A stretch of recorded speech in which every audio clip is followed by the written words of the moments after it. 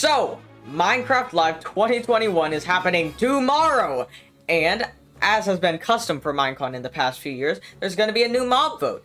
In case you don't know, that's when the Minecraft community votes for a new mob to be added to the next update or something like that. They've also done it for biomes, but yeah, you know. Anyway, they've already done their little promotional videos or whatever you want to call them, and there's going to be 3 new mobs for us to vote for this year. First one we got is the Glare. It is funny little floating moss thing, and it sort of flies around, and it basically shows you where monsters are able to spawn. So, for example, if you light up an area, it gets happy or something. I don't really know. They haven't really shown too much yet, but I'm sure they'll show more during the actual Minecon live stream, which is, by the way, on Saturday, 12 p.m. EST. I know I'll be there. It spawns in caves from the looks of it, so it kind of goes with the caving theme of 1.18. I imagine it would spawn in lush caves, and maybe you could lead it or lure it somehow into the darker areas to help you with lighting things up. It would also be great for spawn-proofing builds and stuff, because I know that is a pain to do. I mean, you know, the F3 menu works, I guess, but it's pretty annoying to use. And plus, the Bedrock Edition doesn't even have F3, so the Glare would be pretty useful for them. The Glare looks like a pretty solid mob, and it also has a pretty good purpose in the game, unlike, you know, a certain slippery fellow. The second mob Mojang introduced was the Allay. It, like the Glare,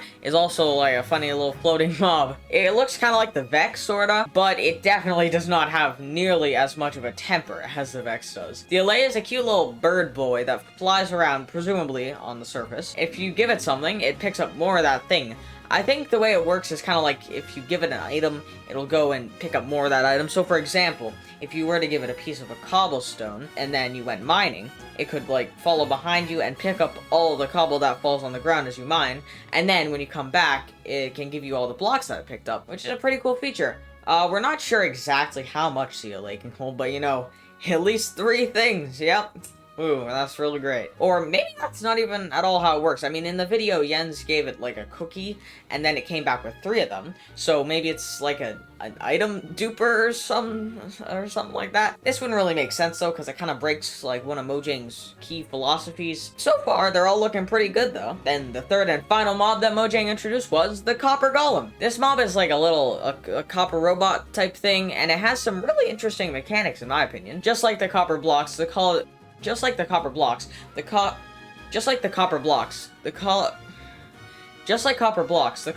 will oxidize over time, and as it starts to oxidize, it'll start to move slower and slower. And then, when it's fully oxidized, it kind of becomes a sort of statue type thing.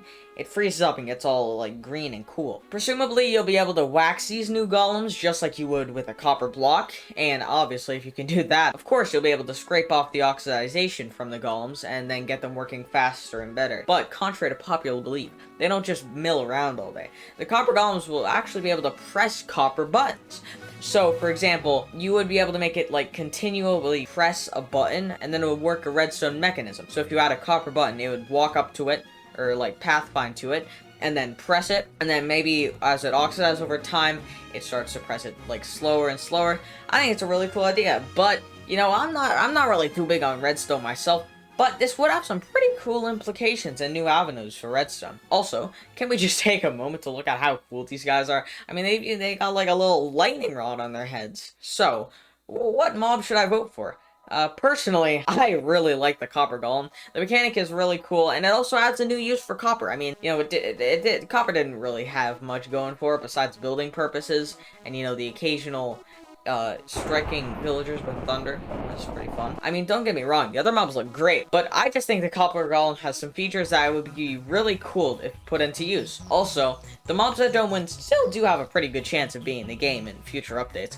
So, this Saturday, you'll see me casting my ballot for the Copper Golem. Also, by the way, I'm not trying to really tell you to vote for any specific mob. I just want to voice my opinions on the mob vote. So, you know, go vote for whichever one makes you the most excited.